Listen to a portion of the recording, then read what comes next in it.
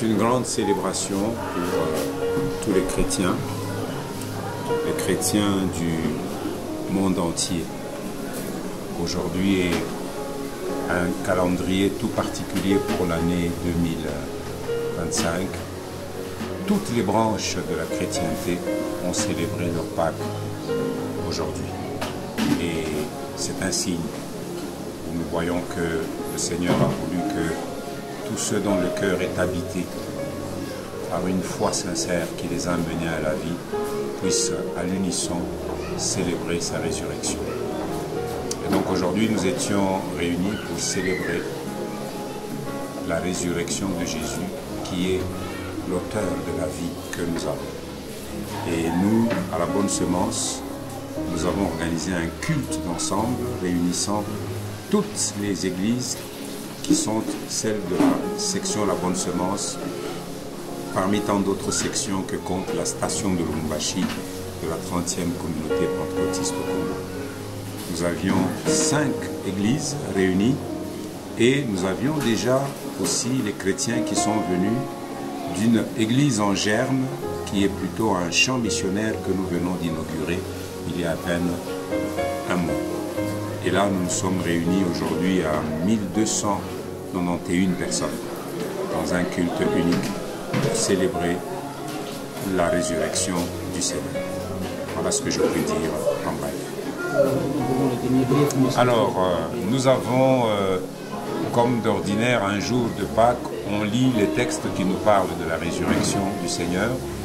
Nous avons choisi de lire dans l'évangile de Marc, donc le dernier chapitre de l'évangile de Marc, c'est Marc 16, au lieu de nous attarder sur comment les événements se sont déroulés, nous avons voulu tirer les révélations que nous pouvons capter de la résurrection de Jésus-Christ au travers de son interaction avec les premiers témoins.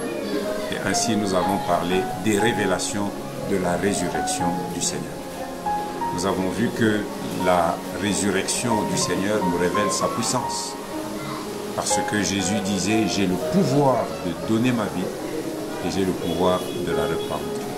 Effectivement, Jésus ressuscité atteste qu'il est un Dieu puissant.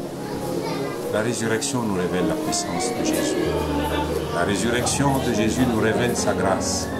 Regardez dans l'ordre de ses apparitions, il n'a pas choisi de se montrer d'abord à ses disciples, ses apôtres. Il choisit de se montrer à une humble servante, Marie de Magdala. Et la Bible insiste, de laquelle Jésus avait sorti, avait chassé 7 démons. Jésus fait grâce aux humbles. C'était une humble servante du Seigneur. C'est elle qui se tourmentait de la mort du Seigneur, préparant même des aromates pour aller embaumer le corps de Jésus, se levant tôt le matin aller au sépulcre, alors que les hommes étaient enfermés par la peur. Mais cette humble servante est allée au sépulcre pour chercher à embaumer le corps du Seigneur. Et le Seigneur a vu l'affection et l'attachement de cette servante. Il est allé se montrer à elle. Jésus fait grâce aux hommes et il résiste aux orgueilleux. C'est une leçon que nous devons tirer dans cette résurrection du Seigneur. Troisième leçon que nous tirons, cette résurrection nous révèle un chagrin profond. Ceux qui étaient avec Jésus étaient affligés par le chagrin et ils n'étaient là que pour pleurer. Le chagrin était là, certes, pour montrer l'attachement qu'ils avaient pour le Seigneur. Mais au-delà du chagrin, cette résurrection nous révèle aussi l'incrédulité des gens. Jésus leur avait prévenu que je vais mourir, au 3e jour je reviendrai à la vie et je vous montrerai à vous. Quand Jésus commence à se montrer, eux ils ne croient pas. Donc cette résurrection révèle l'incrédulité des hommes. Révèle l'incrédulité des hommes. Et nous pouvons ainsi voir d'autres révélations comme nous l'avons dit. Nous n'avons pas eu tout le temps pour développer, mais il y a toujours beaucoup de choses que nous pouvons continuer à apprendre de la résurrection du Seigneur.